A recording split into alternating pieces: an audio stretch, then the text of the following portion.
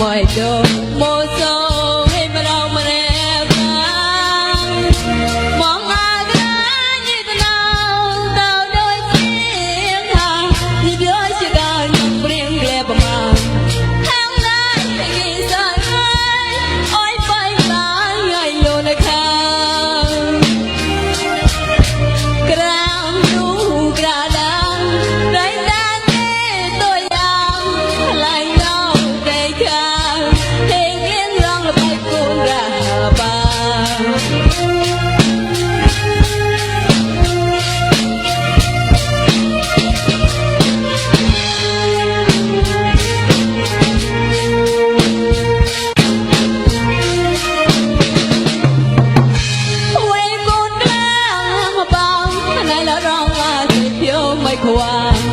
mày đồ mô sơ hay mà đâu mà đẹp lắm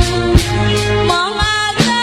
như thế nào tao đôi tiếng hàng nhịp dối sẽ cả dòng riêng lẻ bà